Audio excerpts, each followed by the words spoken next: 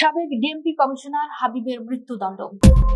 জুলাই বিপ্লবে রাজধানীর রামপুরায় নির্মাণাধীন ভবনের কার্নিশে ঝুলে থাকা আমির হোসেনকে গুলি এবং মায়া ইসলাম ও মোহাম্মদ নাদিমকে হত্যার ঘটনায় করা মানবতা বিরোধী অপরাধের মামলায় সাবেক ডিএমপি কমিশনার হাবিবুর রহমান সহ 3 জনের মৃত্যুদণ্ড দেওয়া হয়েছে। রোববার বেলা 12:15টার দিকে আন্তর্জাতিক অপরাধ ট্রাইব্যুনাল 1 এর চেয়ারম্যান বিচারপতি গোলাম মর্তুজা মজুমদারের নেতৃত্বাধীন 3 সদস্যের বিচারিক প্যানেল এ রায় ঘোষণা করেন।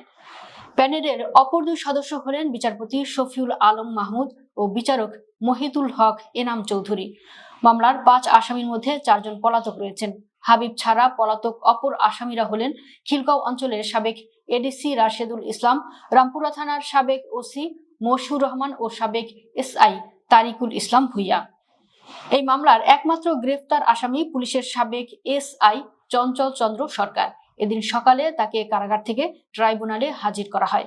এ বিষয়ে চিফ প্রসিকিউটর আমিনুল ইসলাম বলেন, আসামি নিজে স্বীকার করেছেন তিনি গুলি করেছেন। একজন মানুষ ভীত সন্ত্রস্ত হয়ে জীবন বাঁচাতে নির্মাণাধীন ভবনের কার্নিশে ঝুলেছিল। তারা সেই অবস্থায় তাকে নির্মমভাবে গুলি করে। তখন এরা মানুষকে মানুষ মনে করতো না, যা ইচ্ছা তাই করতেও মানুষের সঙ্গে। আমরা আসামিদের অপরাধের যাবতীয় তথ্য উপাত্ত উপস্থাপন করেছি এবং আসামিদের সর্বোচ্চ শাস্তির দাবি জানিয়েছি। গত 15 জুন প্রসিকিউশন ও আসামি পক্ষের দ্বিতীয় দফায় যুক্তিতর্ক উপস্থাপন সম্পন্ন হয়। ওই দিন প্রথমেই রামপুরা পুলিশ ফাঁড়ির তৎকালীন এসআই চঞ্চল চন্দ্র সরকারের পক্ষে যুক্তি তুলে ধরেন আইনজীবী সারোয়ার জাহান নিপ্পন। এই ঘটনার সঙ্গে তার মক্কেলের সম্পৃক্ততা নেই বলে দাবি করেন তিনি। তবে মামলার 5 আসামিরই সর্বোচ্চ শাস্তি চেয়েছেন চিফ প্রসিকিউটর আমিনুল ইসলাম। উভয় পক্ষের যুক্তিতর্ক শেষে রায় ঘোষণার জন্য 28 জুন দিন ধার্য করে ট্রাইব্যুনাল। গত 10 জুন পুনরায় সাফাই সাক্ষ্য দেন রামপুরা পুলিশ ফাঁড়ির তৎকালীন এসআই চঞ্চল চন্দ্র সরকার। জবানবন্দিতে এক প্রসিকিউটরের বিরুদ্ধে অভিযোগ আনেন তিনি। চলতি বছরের 13 জানুয়ারি প্রথম ধাপে সাক্ষ্য দেন এই আসামি।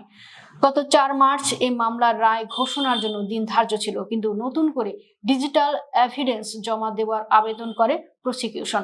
এরপর প্রথম সাক্ষী হিসেবে জবানবন্দি দেওয়া আমির হোসেনকে পুনরায় সাক্ষ্য দিতে হয়। গত বছরের 23 অক্টোবর এই মামলার সূচনা বক্তব্য উপস্থাপন ও প্রথম সাক্ষীর জবানবন্দির মধ্য দিয়ে এই মামলার বিচার শুরু হয়। উল্লেখ্য, গত 5 আগস্ট ছাত্র জনতার গণঅভ্যুত্থানে আওয়ামী লীগের পতনের পর পালিয়ে যান ঢাকা মেট্রোপলিটন পুলিশের সাবেক কমিশনার হাবিবুর রহমান। সম্প্রতি তিনি পালিয়ে ভারতে চলে গিয়েছেন বলে একটি বিশ্বস্ত সূত্র নিশ্চিত করেছে। সূত্রটি জানায়, ডিএমপির সাবেক কমিশনার হাবিবুর রহমান ভারতে অবস্থান করছেন।